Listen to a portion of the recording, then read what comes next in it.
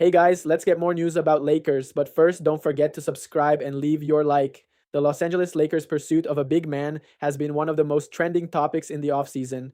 After a failed run in the postseason, the Lakers' shortcomings were made blatantly clear. To address this, however, the purple and gold have shown an aggressive approach to finding a suitable center. Lakers GM Rob Pelinka already presented the ideal profile for the qualities the team is looking for in a center. While floor spacing ability has been listed, the primary qualities the Lakers need are athletic centers who can act as rim protectors. With the template in place, the Lakers were linked to several players, from free agents like Brook Lopez and Clint Capella to potential trade targets like Nick Claxton and Daniel Gafford.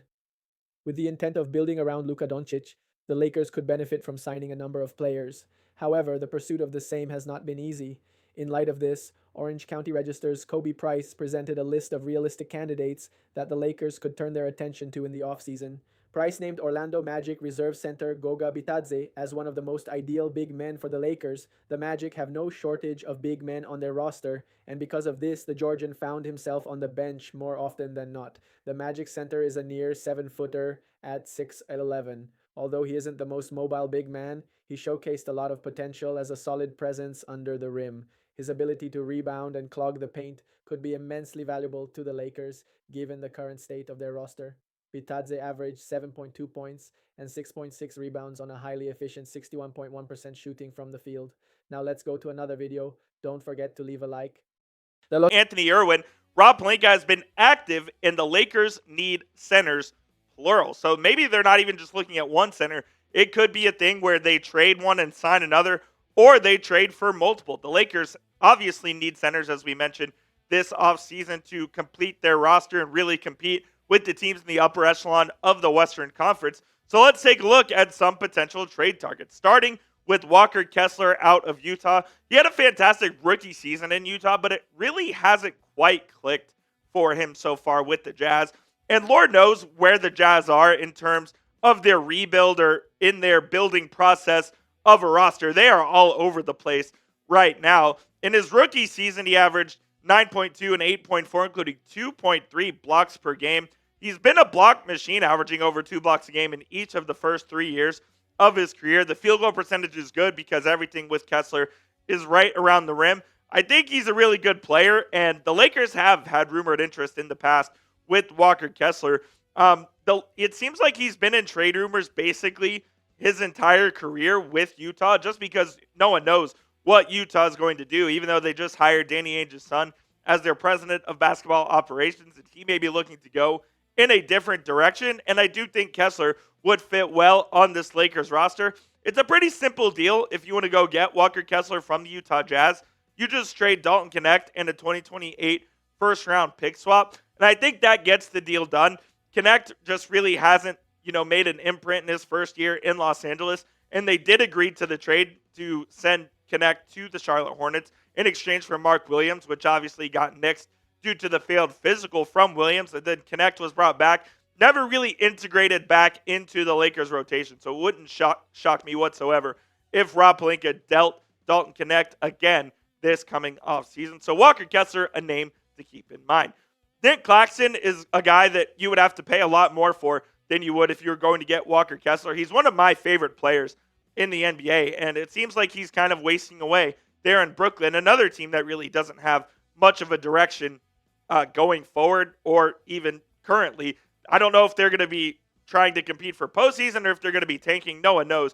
But Claxton averaged 10 and 7.5 last year, 2.3 stocks, which if you don't know is steals and blocks combined, and 56% from the field as well. His skill set certainly fits with Luka, as he's more of a lob threat than Walker Kessler is, and Luka is at his best when he has a lob threat, and that's why the Lakers tried to go get Mark Williams at the trade deadline.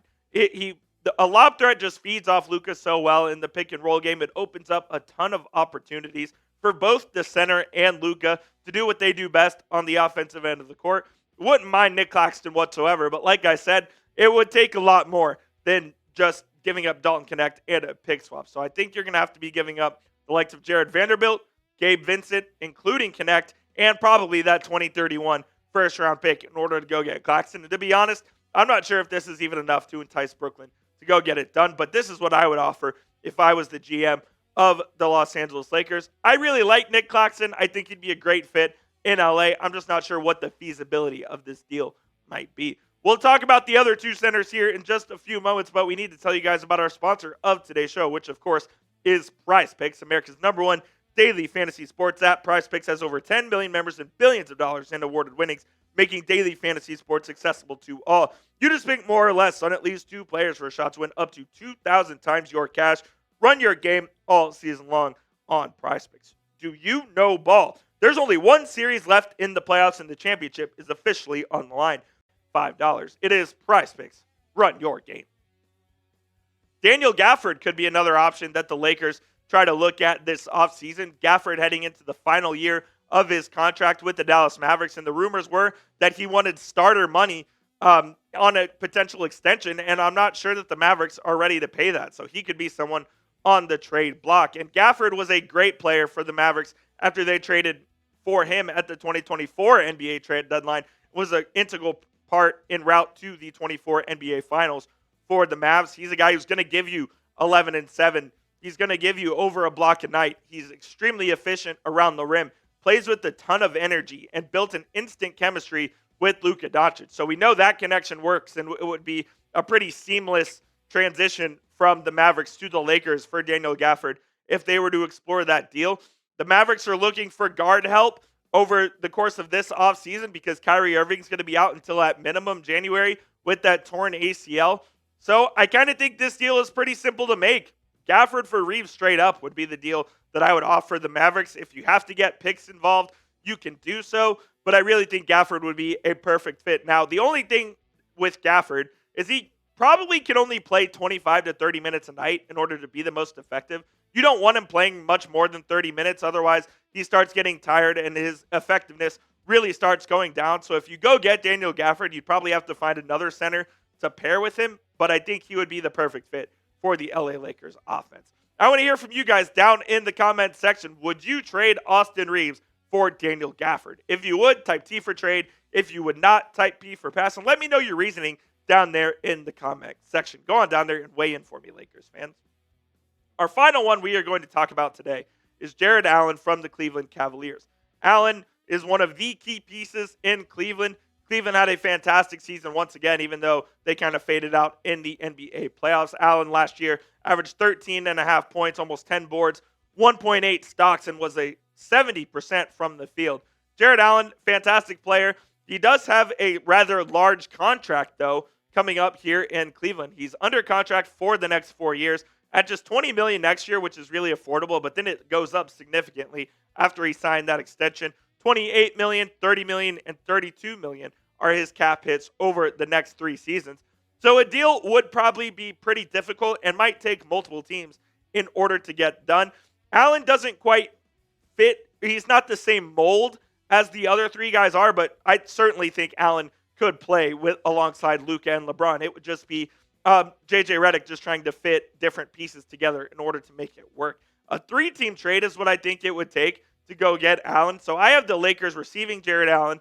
I have the Cleveland Cavaliers receiving Rui Hachimura, Dalton Knecht, and a pick swap in 2030. And then I have the Nets getting Max Strus, Jalen Tyson, and that 2031 first-round pick. This is a deal that I think if Cleveland wants to get out of the Jarrett Allen business, they could possibly make. Look, I think Allen would be a really good player for the Lakers.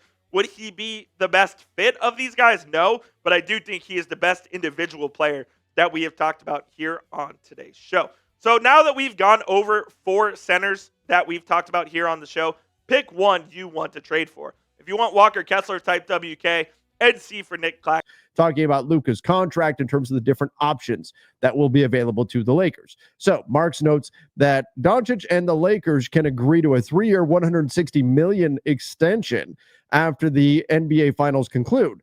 But because he was traded February 2nd, the Lakers have to wait until August 2nd if the goal is to extend him for the maximum allowed, which is 4 years and $229 million. However, there are different variations, and these are really important. A 4-year, $229 million max with a $51 million first-year salary for 26-27 replaces the player option for that season. And we'll look at that in just a moment. Don't worry. And more likely, a 3-year, $165 million extension that includes a player option for the third year. So that would be an extension that really only has 2 years in the extension. The third year would become a player option, so he would be able to opt out and then hit free agency again. The short-term extension would allow Doncic to re-enter free agency sooner and recoup the $345 million he lost when he was traded from the Mavericks. When you're traded, you are no longer Supermax eligible, which allows you to jump up in terms of years of service and get more money than you could have otherwise. But Doncic, if you are traded, you are no longer Supermax eligible. Luka was lost the right to become a Supermax player when he was traded to the Lakers. Doncic, for his part, and this is important, confirmed to ESPN's Malika Andrews in an interview before the postseason that his intention is to remain with the Lakers. But while there should be confidence in Doncic extending, showing him what a post-LeBron roster could look like is a major priority. We'll talk about that in a second. The expectation, Luka signs a 3-year, $165 million deal with a player option for 28-29. So what would that actually look like for your Los Angeles Lakers, and what would that mean for the team long term? Also have a little bit of news on what the Lakers' plans are over the course of the summer. But take a look at this. So Luka can be offered a contract extension, is not allowed to sign it until August 2nd, can sign it on that day. So what would happen is Luka, we would see the 25-26 season, $45.9 million, basically $46 million for next season. And then the 3-year extension would kick in for the 26-27 season. That's what we'd be looking at. The extension would take the place of that $48.9 million for 26-27.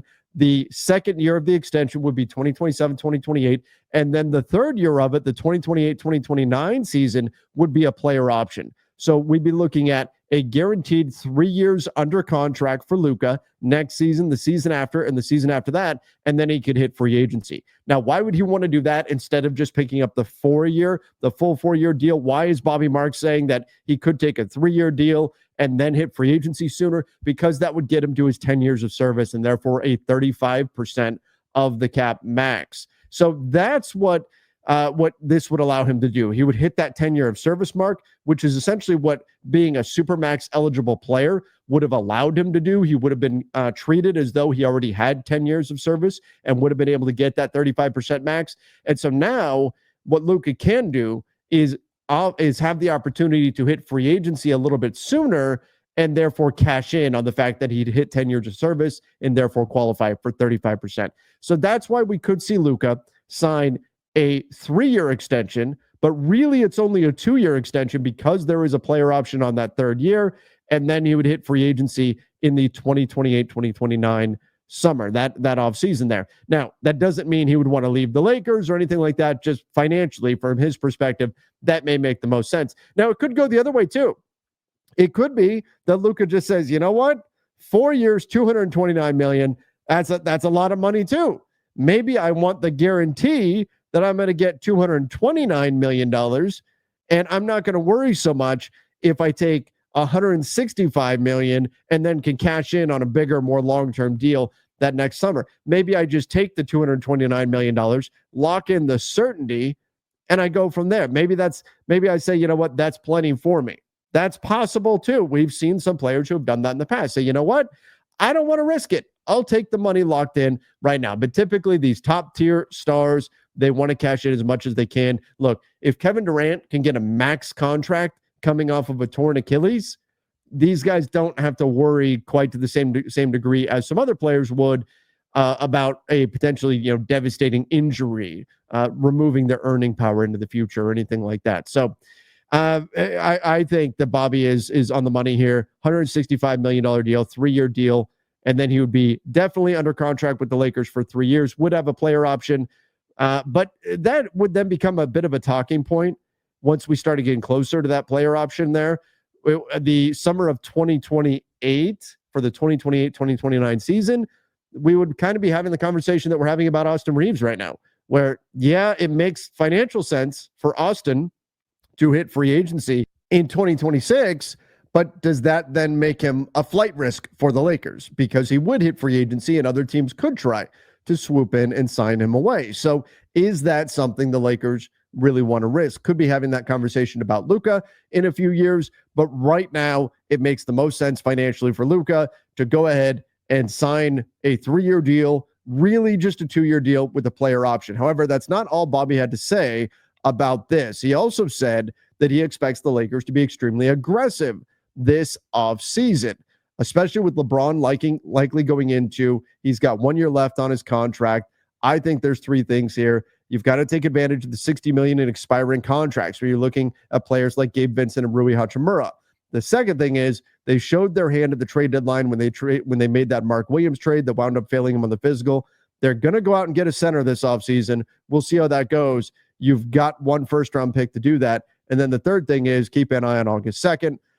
So you're trying to build for now, but I think you also have to have an eye for the future when LeBron does retire here. And that is critical here when we're looking at all of this. Yes, the Lakers are going to be aggressive. Yes, they have to go find a center. They already thought they had done it with Mark Williams. They have showed their hand indeed, because everybody knows what the Mark Williams trade package was. Don't connect a first-round pick plus a pick swap that was in the deal to get Mark Williams. The Lakers ultimately rescinded the trade due to a failed physical. So everybody knows what the Lakers offer really is in a trade to land a center, and we'll see who they find. But they have to be aggressive. Well, at the same time, I think this is critical. You have to have an eye for the future. And that tells us that the Lakers, they know that LeBron, maybe he's heading into his final season. Maybe this is going to be it. Maybe LeBron does just pick up that player option, $52 million option, and off you go. And then he has one more season, and that's it. That said, he just made second team All-NBA. He was sixth in the MVP voting in the NBA. So even at 40 years old, there's nothing to say that he can't continue playing at an extremely high level if he wants to. So who knows? Maybe he plays a few more seasons. But regardless, the Lakers, moving forward, are now building around a 26-year-old Luka Doncic. And that's just the fact of the matter. That is what's happening.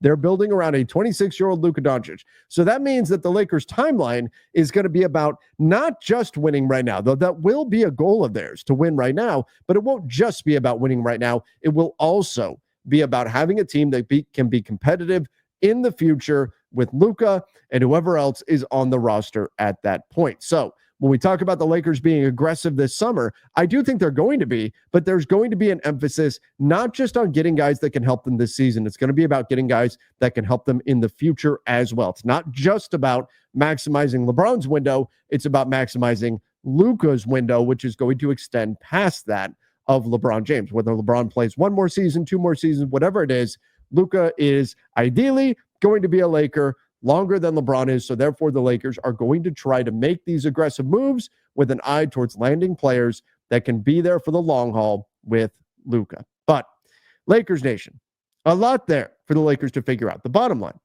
whatever kind of contract Luka wants. If Luka says, I want the security, no problem. Here's a 4-year deal. Luka says, I want to be out at 10 years, at my 10 years of service, and I want a 3-year deal with a player option for the last year so that I can have that out then. Fine, the Lakers will give him that. Whatever kind of contract Luka wants, the Lakers will very happily give him, and they will celebrate if and when he signs on or after that August 2nd date. That's what's going to happen. Whatever kind of contract Luka wants, the Lakers will offer him that. But the Lakers have that added motivation to indeed be aggressive out there on the market this summer because they want to go to Luka on August 2nd and say, look at the team we put together. Look at the pieces that we've got, not just for now, but for the long haul. This is where you want to be long-term. Here's your contract extension. So I think we're going to see a very active, very aggressive offseason for the Lakers. They're going to be making moves with an eye towards not just the present, but also the future, which is now being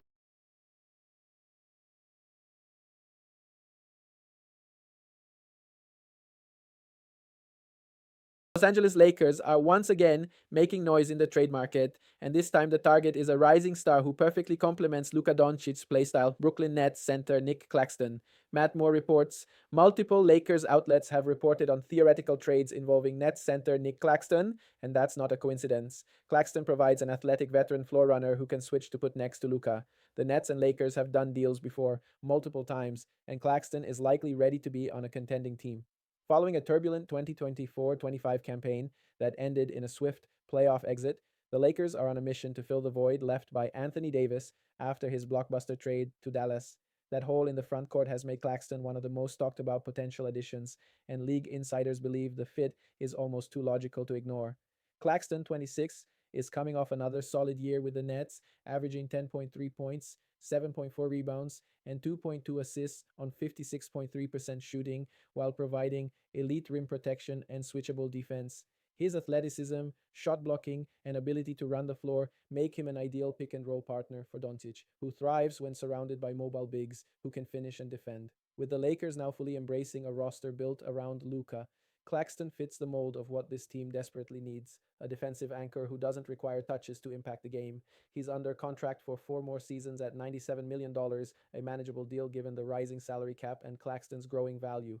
Meanwhile, internal debates rage in LA's front office regarding their current roster.